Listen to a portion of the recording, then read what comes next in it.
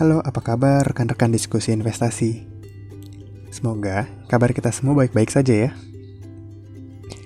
Oke, baik. Jadi topik hari ini adalah menemukan reksadana pasar uang yang paling bagus di aplikasi Bibit.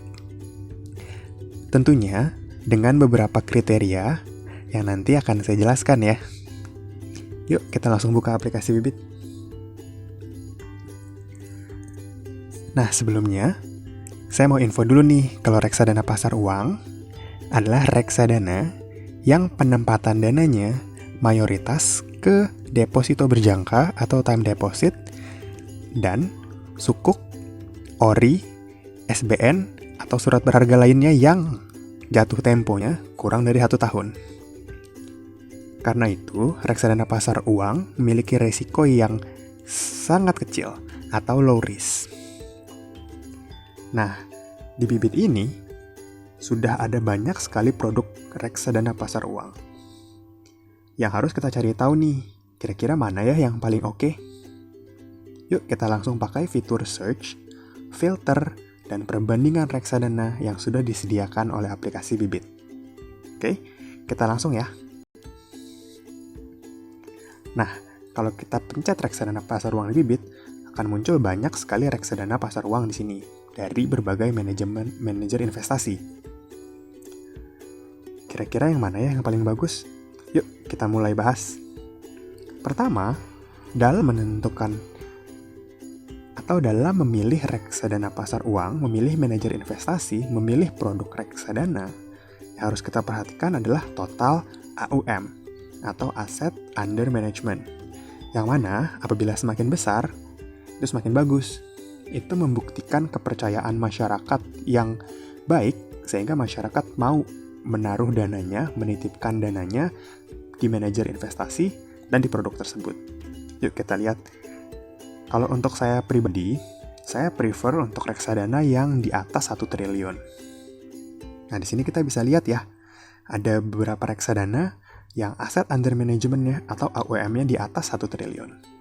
Oke, kita simpan dulu ya. Nih, dilihatin nih produk reksadananya kira-kira ini. Oke? Kemudian, filter berikutnya adalah return. Saya mau dong investasi saya memberikan imbal hasil yang optimal, atau setidaknya paling besar di antara produk-produk lainnya. Yuk kita langsung lihat return 1 tahun ke belakang. Nah, kemudian kita urutkan ya, dari yang tertinggi hingga yang terendah. Nah, kita lihat nih, paling tinggi adalah Sukor Invest Syariah Money Market Fund dengan return 7,42% dalam 1 tahun terakhir. Harapan saya sih harusnya di atas 6% ya, karena setidaknya dia harus mengalahkan imbal hasil dari deposito yang berkisar antara 4 sampai 5,5%. Ini diingetin ya, produk-produknya. Nanti saya akan share juga.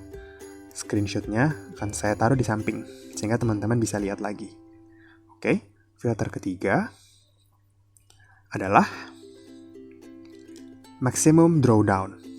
Nah, maximum drawdown ini artinya penurunan terbesar dari titik tertingginya. Kita lihat ya, periode 1 tahun terakhir. Nah, ada beberapa reksadana yang bahkan selama 1 tahun terakhir tidak pernah turun, sehingga drawdown-nya 0%. Kalau untuk saya sih 0 sampai minus 0,02 masih oke. Ada banyak ya. Nah, nanti ini juga akan saya screenshot, saya share di sebelah. Jadi teman-teman bisa ingat nih produknya kira-kira ini. Oke, lanjut. Filter keempat adalah minimum pembelian.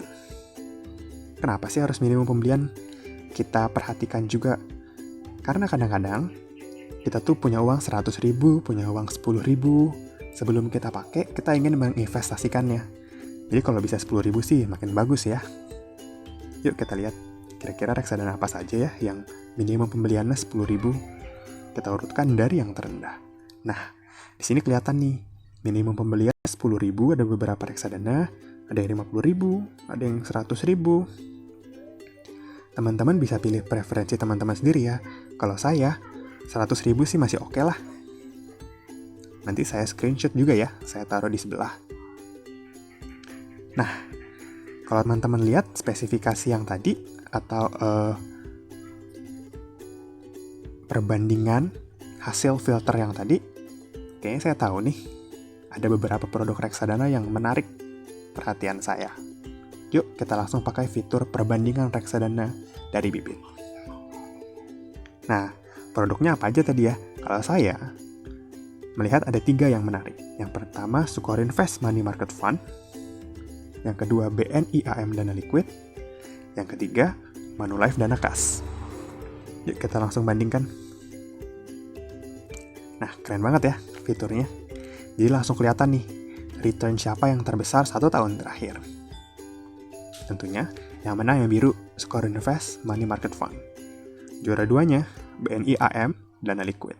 Juara 3-nya, Manulife Dana Kas. Ini adalah grafik return-nya. Sedangkan, gimana sih grafik pertumbuhan asetnya? Nah, mayoritas sih menunjukkan grafik yang naik ya, ketiganya. Tapi paling besar, SukorinVest Money Market Fund yang biru. Yuk kita lihat hasil perbandingannya. Nah, dari hasil perbandingan ini sih udah kelihatan ya. Kalau masalah return, paling bagus adalah SukorinVest Money Market Fund yang biru. Kalau masalah drawdown, semuanya sama, minus 0,02%, berarti imbang ya. Kalau expense ratio, paling kecil BNI AM dan Liquid yang paling bagus.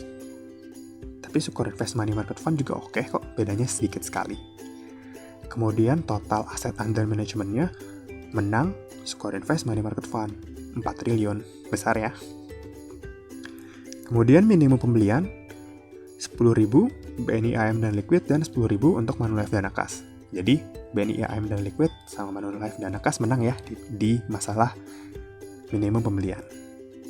Kemudian bank penampungnya BCA untuk SukorinVest, DBS untuk BNI AM dan Liquid, Standard Chartered untuk Manulife Dana Kas. Ini terserah teman-teman lebih suka yang mana. Kalau saya sih lebih suka yang SukorinVest ya. Karena bank yang saat ini saya gunakan paling sering adalah BCA. Sehingga itu akan sangat memudahkan saya untuk transfer atau tarik dana. Supaya tidak dikenakan biaya transfer. Nanti hasilnya saya screenshot juga ya. Saya share buat teman-teman kesimpulannya. Oke? Nah, setelah kita tahu nih pemenangnya SukorinVest Money Market Fund, kita lihat ya. Kira-kira apa saja sih isinya? Kita harus telaah lebih dalam lagi. Kita lihat. Kemudian teman-teman bisa lihat di sini top holdingsnya apa saja. Ada obligasi dan time deposit. Kalau teman-teman mau lihat lebih lengkap lagi, teman-teman bisa lihat di prospektus atau di fund fact sheet ya. Nah, Bibit keren nih, dia udah bisa memberikan kita informasi yang sangat lengkap. Fund fact sheet dari beberapa bulan yang lalu kita bisa lihat, kita bisa download lagi. Bahkan 2019, 2018, 2017 pun bisa kita lihat. Jadi kita bisa lihat perubahannya seperti apa. Teman-teman pelajari lebih lanjut ya. Karena ini hanya indikator awal saja. Ada beberapa indikator lain yang harus digunakan.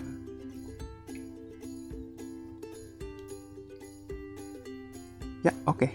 Saya kira itu dulu video hari ini. Teman-teman jangan lupa like, komen, sama subscribe ya. Kalau ada pertanyaan, teman-teman boleh tinggalkan di komen agar saya jawab. Dan mungkin akan kita bahas di video selanjutnya untuk berdiskusi bersama.